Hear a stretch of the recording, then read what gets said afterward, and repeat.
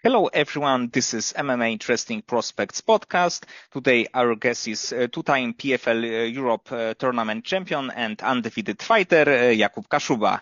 Hello Jakub, how are you? Thank you for having me. Dziękuję za zaproszenie bardzo. Również dziękuję. Thank you for taking the invitation.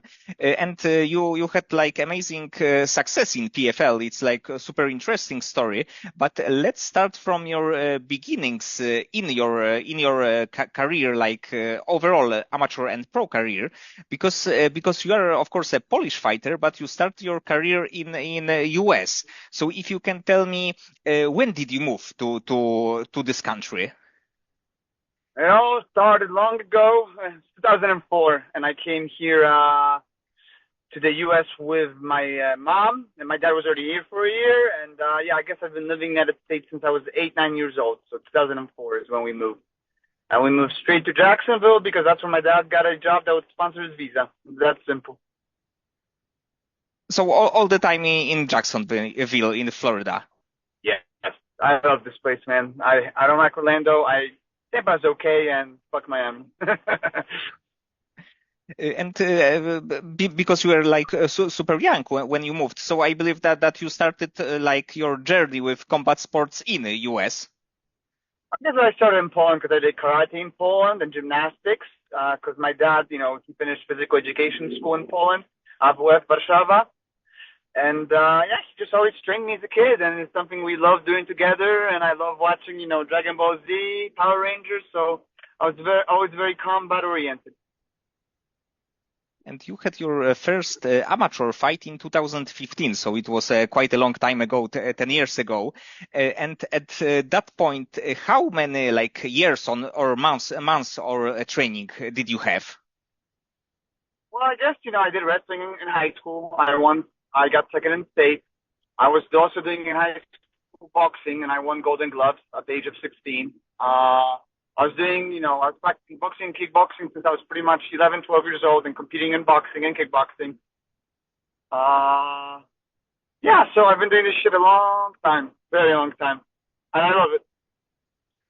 And I think it's great because, of course, like wrestling in the US, it's not like in any like European country. It's like the like level and the structure of this is kind of crazy. And of course, like Golden Gloves too. So in US, probably as the young fighter, you had a lot of like opportunity to be just a better young fighter.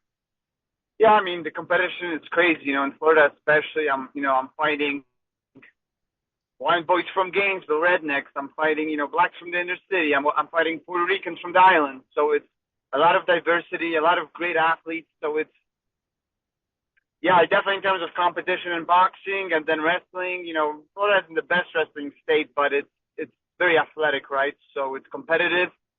So yeah, I was, I was raised in the American sport culture, which is to me superior to European, way superior And and when diverse. And when did you know that MMA is the sport for you, that you want to be like pro MMA fighter, and this will be maybe not main profession, but one of the professions for you? Well, I was a boxer, and I love boxing. But then at the age of 16, you turned open, which means as a 16-year-old, you could fight, 30-year-olds in the United States. And I thought me and my dad thought that was pretty stupid. So we decided to take a break, with boxing. And then we just, we saw that at the age of 18, I can compete in MMA and we can have more say in our opponents and who we fight. And, with me winning second in state in wrestling, having jiu-jitsu, karate, and boxing background, it just made sense. And of course, in your fights, the wrestling is one of these aspects that is really good, like the defense can see in your fights, because of course you are very like relentless with your pressure, with your takedowns, and of course with your ground and pound. So definitely the wrestling base help you to like grow your career probably really fast. Yeah, yeah. I call my style the Polski Geek, right? The Polish boar. I'm very, up in your face with them tusks, taking you down, laying on you, pounding you. So yeah, I mean, wrestling has been a great I guess I'm naturally a very good wrestler. I'm strong, so I utilized it a lot and it's to my advantage. Even though I hated wrestling in high school. Oh my god, the tournaments, the singlets, 3 days at a fucking stinky gym with a bunch of stinky ass motherfuckers. And like when you made your pro debut, actually like first part of your career, you were like unbeaten. Of course, you are unbeaten still, but at that point you were 8-0 in US in Combat Night Pro. You finished a lot of fighters too. So at that moment when you were 8-0, did you get any like maybe contract offer, maybe from the UFC? Maybe did you hear something that they are interested in you? No, no, I never had anything. I'm not really popular now, and I wasn't then. Getting more popular now with PFL, but like I'm still kind of, a lot of people don't know about me. But back then, I mean, at one point, when I was, I think 8 or 9-0, we had an option of putting our name into Contender Series, maybe being chosen or being guaranteed a spot on the PFL Europe title. So, we just looked at the bracket. We saw 100,000, and they're paying me 5-5 in the beginning in PFL Europe, which is how much I was gonna get for Contender Series, right? So, we just made the choice of going to PFL Europe. We didn't even tried to initiate anything with the Contender Series. Yes, and in the end, it was definitely a very good move. But at that point, were you a little bit surprised that PFL Europe, of course, PFL is like a promotion from US, but it's like branch from like European branch. So were you a little bit surprised that they want you to fight in Europe? I had a Polish passport, and my manager has had a beginning rapport with them. He had a couple of young fighters, so I wasn't surprised. I guess I just needed contact with them, and they offered us a spot, and it just made sense. It came together. I'm glad they took me, right? Because I have a Polish passport, but I've lived in the States my whole life, and that was one of the things that John Mitchell always held against me that I'm not a European. He may be right. But actually, I think that also with this kind of 8-0 record, I think that even right now, like when we have a fighter with this kind of record, the UFC is like a big chance that UFC will bring this kind of fighter to the Contender Series. So I'm actually quite surprised that with 8-0 record, they didn't like offer you any like contract or even like opportunity to fight for the contract. I mean, I guess I would have to talk to my manager about it, but like the point was that we initiate the conversation, not them. But we just never did because we just chose PFO Europe, right? But I don't know if they asked for me or if they didn't. I'm kind of, telling you what my manager told me 3 years ago and my understanding of it. So maybe they did reach out. I don't know. But of course for you it was a great decision because you won two tournaments. You recently fought in like a fight outside of the tournament. You also win it. And if you can tell me in your like career in PFL in these fights, who was the toughest opponent for you? John Mitchell hurt me the most. I was the most tired against King Musa. The best well-rounded was the Italian guy, Daniele Scatisi. And the most lethal striker was Connor Hughes, right? So I don't know if it was the toughest. They were just different, right? I won all of them. Yeah, I mean, I love the 5-round fights. I'm a 5-round fighter. I love it. I love that format. So I would say I like the 5-round fights. So I'd probably say probably. I remember being the most tired after Daniel Scatisi, but I didn't take that much damage. But I would say, who got me the most tired? I was Daniel Scatisi, definitely. But overall, I also think that the fighters that you beat are really good one. The like Mitchell, that Hughes, they are like really good European fighters, and you actually didn't have any like easy fight in your like name wise or style wise in the tournament, and you beat them all. Yeah, because I'm a Polish badass. Yeah, I mean, none of my fights were easy. I fought all the Bellator, my side of the bracket was fucking difficult, right? I fought all the Bellator veterans, but just for my good experience, right? And you could tell at the last fight against Connor, mine versus his experience, right?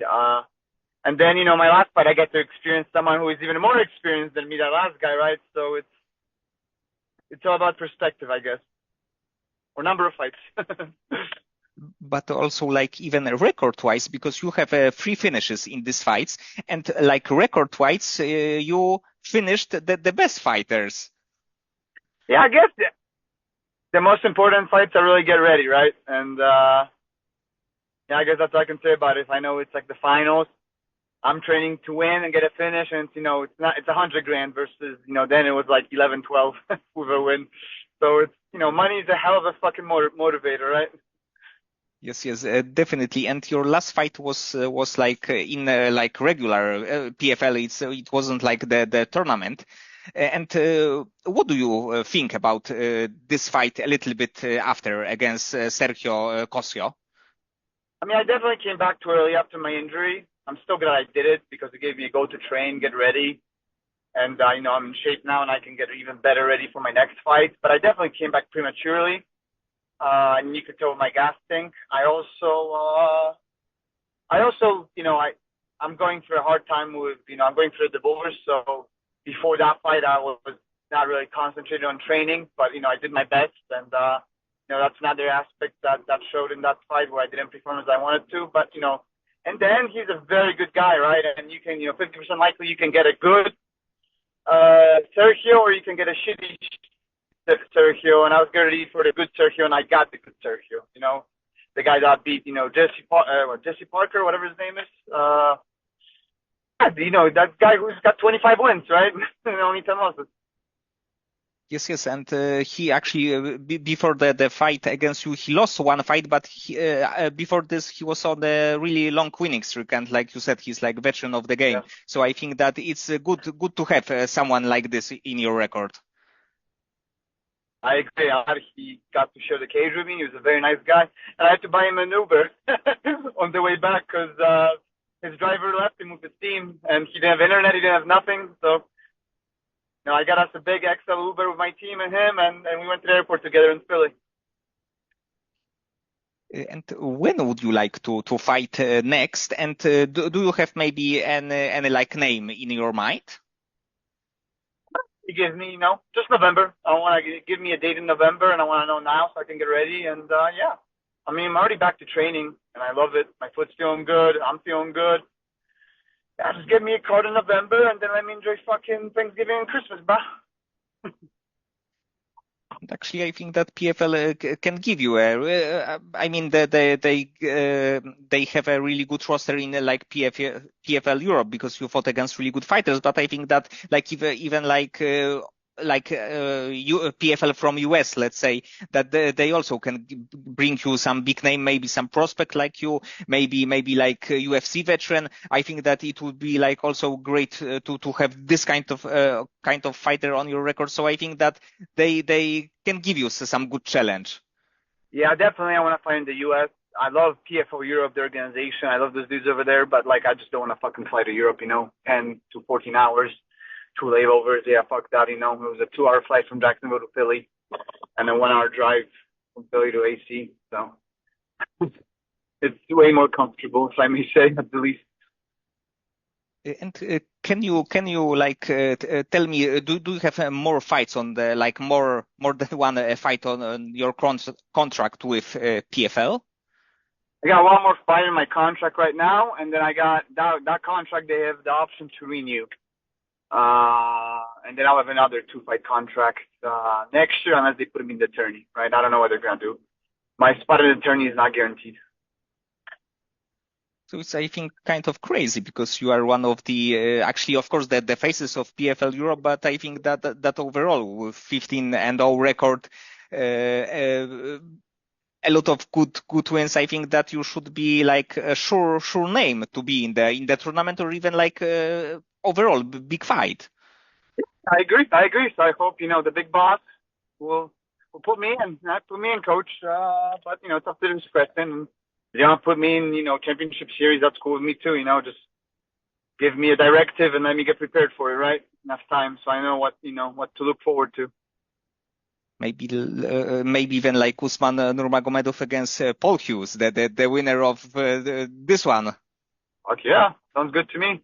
Just make sure you up my pay, right? Because now I'm making like I'm getting 35, 35. So to fight them, give me like 100, 100. You know, give me something nice. Yes, yes, definitely. This kind of big fights definitely should be compensated because it's like a lot of risk, a lot of like preparation to be in the top shape of your life. So definitely you should earn more. Yeah, definitely, definitely. Yeah, throw that money at me. And because you are, of course, like kind of veteran of the sport, you are, of course, still quite young. So there are a lot of good fights. You will have still very good fights. But from your experience, do you have like maybe fears, in the sport of MMA? So maybe do you fear some injuries, maybe being knocked out? Do you have this kind of fears? I'm the only fear is injury, right? And having time off. So, I get to the point where I can fight once here and be comfortable just in case I do get injured.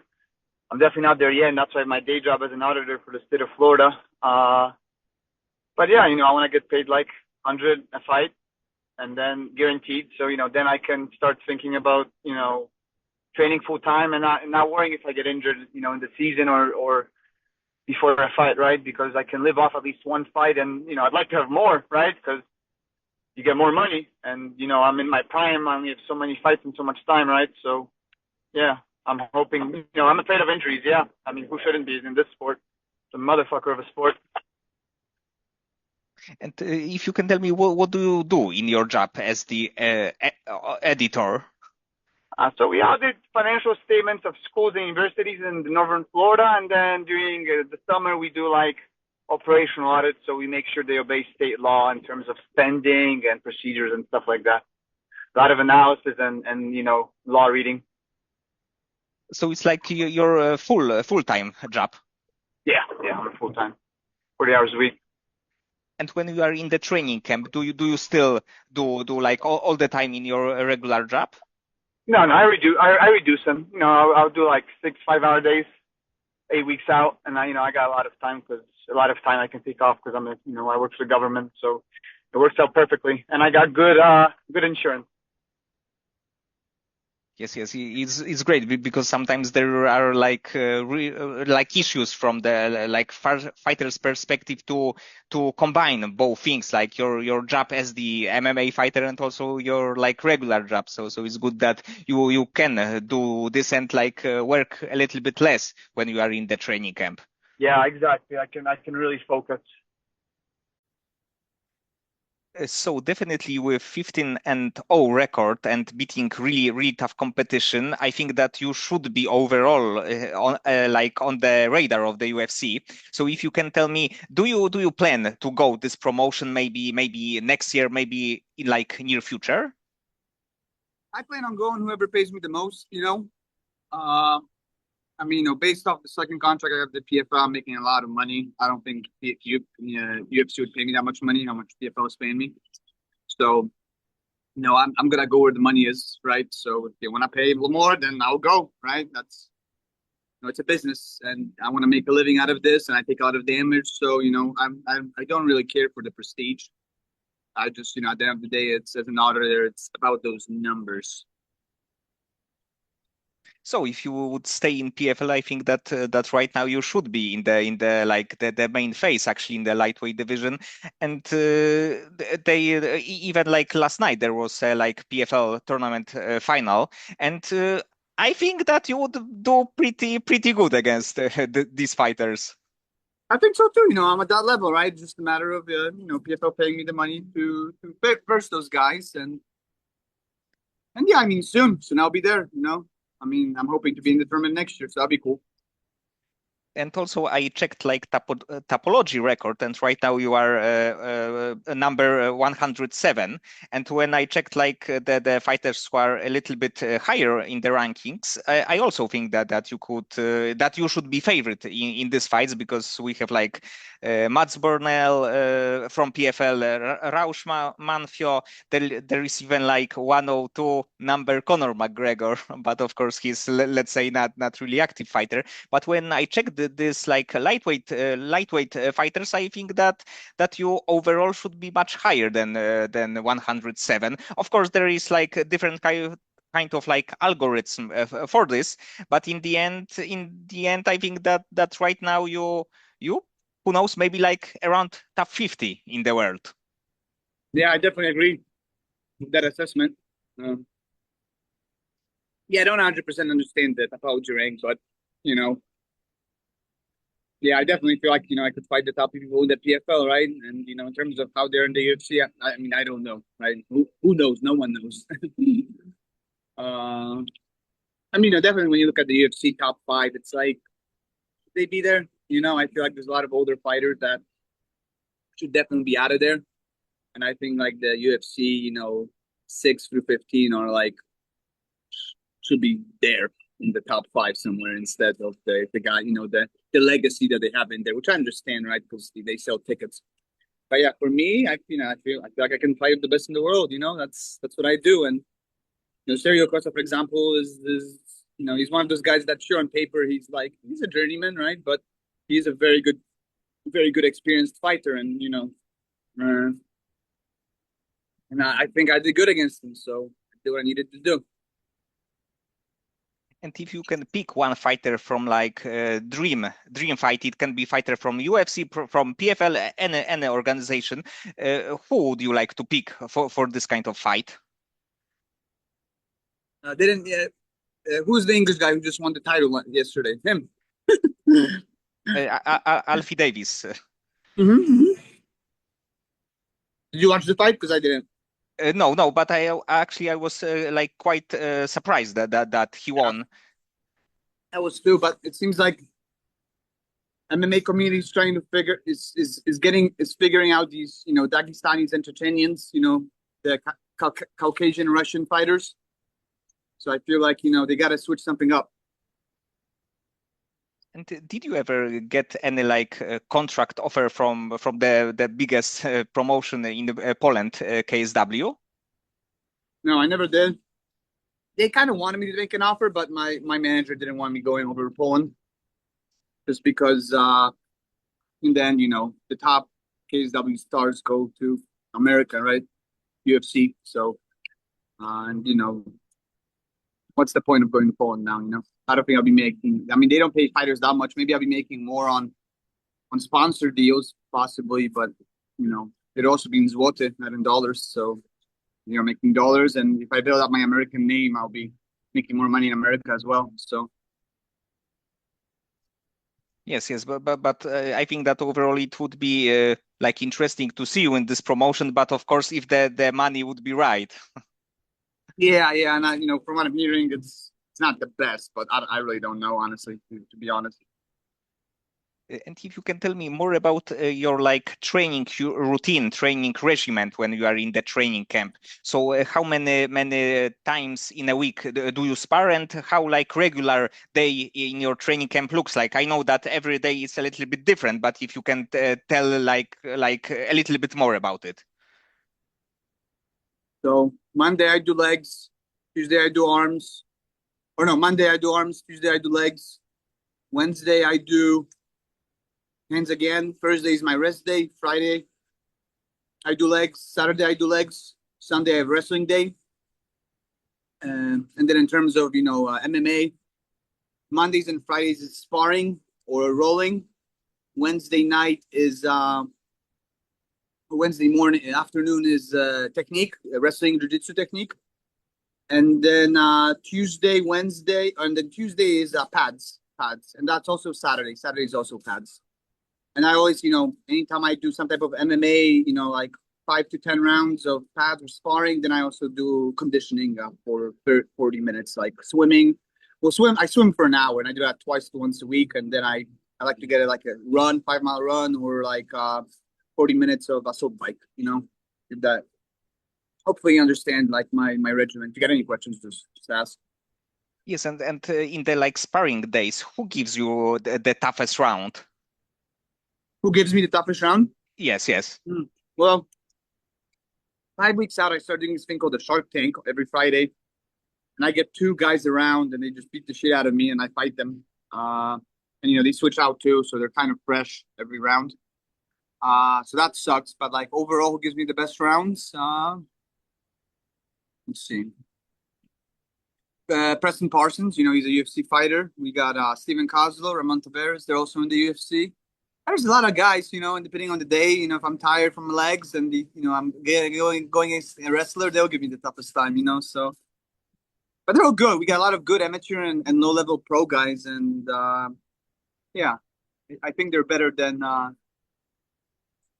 portrayed, I guess, on the apology or something. Yes, and also I think that sometimes the unknown fighters, so maybe amateur, maybe early pro, without a big name, are sometimes the biggest problem because they of course like really skilled with a lot of potential, but they want to like prove themselves. So sometimes they are the toughest guys in the room. Yeah, we got a 135 Leo Figueiredo. He was like an Olympic Brazilian karate guy, and he's fucking great. He gives me good rounds. Trey Waters also in the UFC. He's 6'4", so it's nice to have a big tall guy. He's got really good striking. Yeah, we got Corey Taylor. He's a good low level or regional scene pro MMA fighter, and he gives me great rounds, and he's a great jiu-jitsu guy. Yeah, so like you said, it's like, there's a lot of these names that want to prove themselves, and they're, really good. They just don't sell tickets yet, so they're not, known. And when you watch like especially like the UFC card, do you have maybe one, maybe few like favorite fighters? Then when they are fighting, that you have to watch their fights. I mean, the Polish guys pretty much only Rembecki, Gamrot, now Wilka and Ruhała. I mean, I only really watch if there's a Polish guy fighting, or I try to watch. Other than that, I don't really care. So you are not interested, like from the fans' perspective. Not at all. I don't like watching fights, man.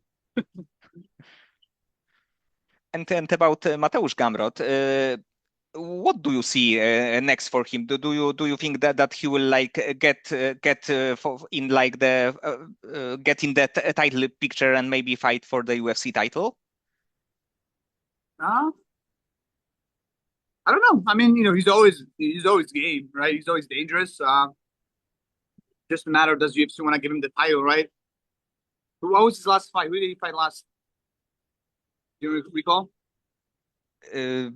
Before he fought Fiziev. Oh, I have like. Give me a second. Oh, he fought the Slovakian. Klein. Yes. Klein. Klein. Yeah. Klein's one of those guys I would say that is really good and should be maybe up more there in the rankings, right? And he beat him, so I guess he beat Armen Tiscarian. I mean, they could give him a title shot. It would be fair for me, I think. Would he want it? Probably.